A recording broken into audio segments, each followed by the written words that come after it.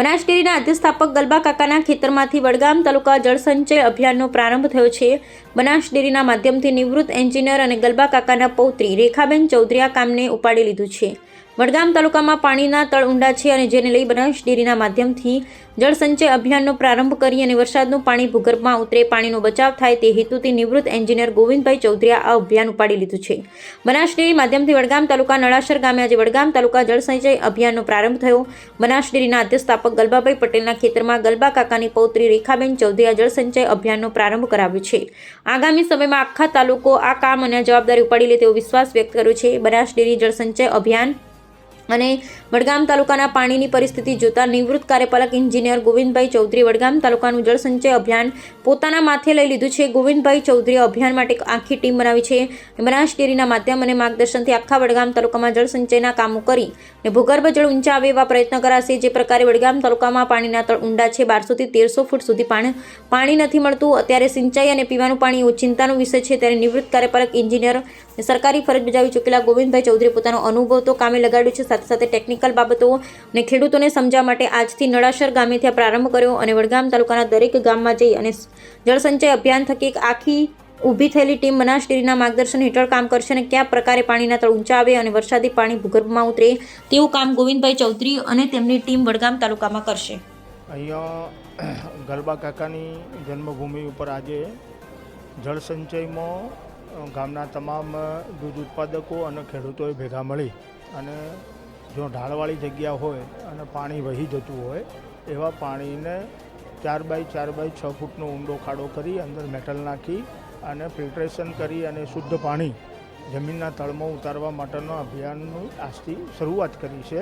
અહીં આગળ આ ગામના દૂધ મંડળીના ચેરમેનશ્રી અને દૂધ મંડળીના કમિટી સભ્યો દ્વારા આજુબાજુના કેટલાય ગામોના ચેરમેનો અને કમિટી મેમ્બરોને બોલાયા છે, જેથી કરીને આજે જે અહીંયા આગળ વાતો થઈ જળસંચય બાબતે એની જાગૃતિ થાય અને અન્ય ગામોમાં પણ આવા કાર્યક્રમ થાય એની સર્વને પ્રેરણા મળી છે અને આજે અહીંયા ગામ લોકોએ ખૂબ જ ઉત્સાહપૂર્વક ભાગ લઈ અને આ કામગીરી પરિપૂર્ણ કરવા માટેની ખાતરી આપી છે।